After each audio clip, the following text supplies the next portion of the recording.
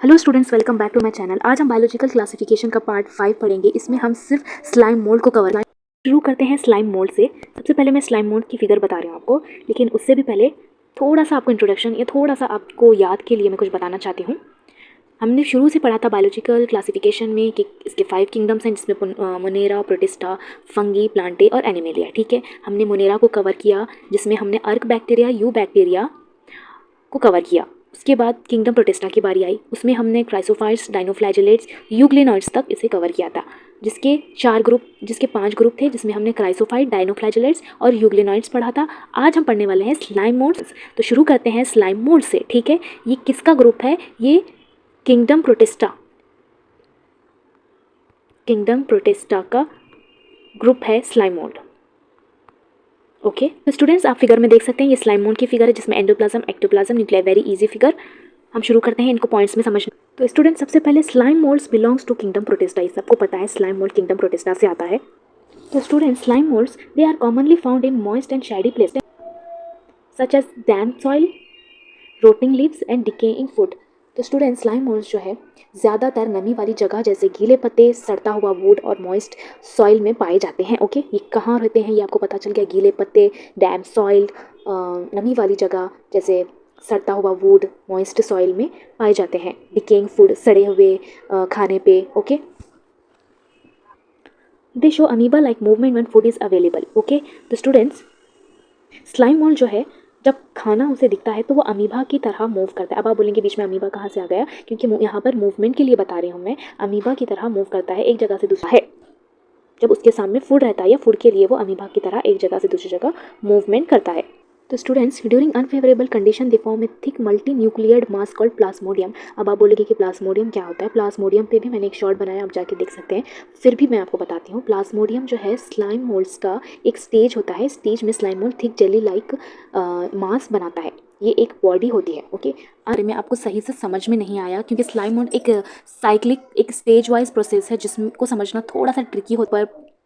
Plasmodium के ऊपर मैं आपको थोड़ा सा बताऊंगी कि एक्चुअली प्लाज्मोडियम बनता कैसा है और क्या होता है। तो गौर से देखिए, प्लाज्मोडियम स्लाइम मोड का एक स्टेज है। ठीक है, इस स्टेज में slime mode thick jelly like mass बनाता है। Thick jelly like mass. Okay, next, ये एक ही बॉडी होती है। ठीक है, ये एक ही बॉडी होती है। इसमें बहुत सारे न्यूक्लियाई होते हैं, जिसे हम मल्टी न्यूक्लिएट भी कहते हैं। मतलब ये बहुत सारे न्यूक्लिएट से बनी हुई एक बॉडी होती है। ठीक है, सेल वॉल नहीं होता। ये धीरे धीरे अमीबा जैसे मूव करता है।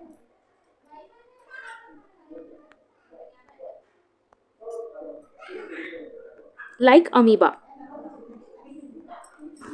तो प्लाज्मोडियम एक स्टेज है जो थिक जेली लाइक मास बना लेता है। ये बहुत सारे न्यूक्लियाई होते हैं, जिसे हम मल्टी न्यूक्लिएट भी कहते हैं। इसमें सेल वॉल नहीं होता। ये धीरे धीरे अमीबा जैसा मूव करता है। ये स्लाइम मोड का एक स्टेज है। स्टूडेंट्स, ड्यूरिंग अनफेवरेबल कंडीशन का मतलब होता है ऐसी कंडीशन जो ऑर्गेनिज्म के लिए ठीक नहीं होती, जिसमें वो इजीली सर्वाइव नहीं कर सकते। तब जो है स्लाइम मोड्स मल्टी न्यूक्लियाइड, मतलब एक न्यूक्लियाइड की जमा प्लस मल्टी न्यूक्लियाइड का मास बनाते हैं, जिसे प्लाज्मोडियम कहते हैं।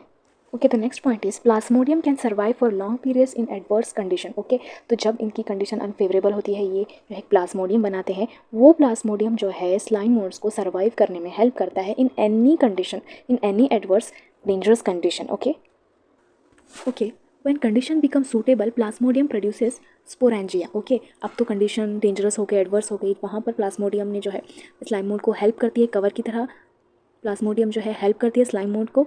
अब यहाँ तक का स्टेज तो आपको पता चल गया। अब उसके बाद क्या होता है? उसके बाद ये होता है, जब कंडीशन सही हो जाती है स्लाइम मोड के लिए, सर्वाइवल के लिए, तो प्लाज्मोडियम प्रोड्यूसेस स्पोरेंजिया। प्लाज्मोडियम जो है स्पोरेंजिया प्रोड्यूस करता है। अब आप बोलेंगे कि स्पोरेंजिया क्या होता है?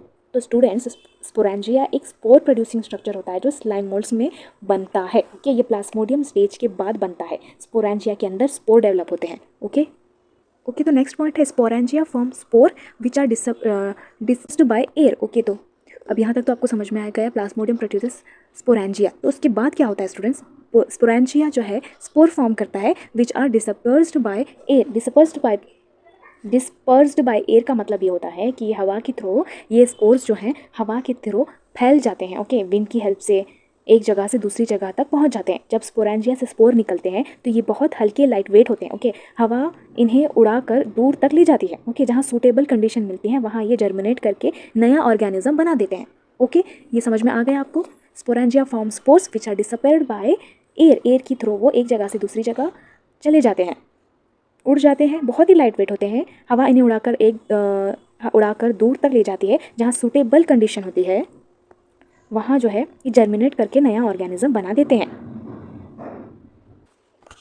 Spore germinate under favourable condition to form new slime mould. जैसे कि अभी मैंने कहा स्पोरेंजिया जो है स्पोर फॉर्म करते हैं, फिर हवा में उड़ जाते हैं दूर तक, फिर वो जो है फेवरेबल कंडीशन में जो अच्छी एनवायरनमेंट में एक नया ऑर्गेनिज्म या नया स्लाइम मोड बनाते हैं जर्मिनेट होकर। Okay, slime mould feed on dead and decaying organic matter. Okay, slime mould जो है डेड और decaying matter, they play an important role in decomposition and nutrient recycling. Decomposition तो आपको पता ही होगा, जो इन्वायरमेंट में डीकम्पोजिशन बहुत ज़रूरी होता है, जो बैक्टीरियाज करते हैं ये बहुत ही अच्छा रोल प्ले करते हैं in decomposition and nutrient recycling में। ये एक तरह का साइक्लिक वे है स्लाइम मोल्ड का। Okay students, thanks for watching this video. Please like share and subscribe to my channel. इसमें हमने पूरी तरह से स्लाइम मोल्ड को कवर किया, थोड़ा सा प्लाज्मोडियम को भी समझाया। नेक्स्ट वीडियो में हम प्रोटोजोआ को कवर करेंगे। ओके।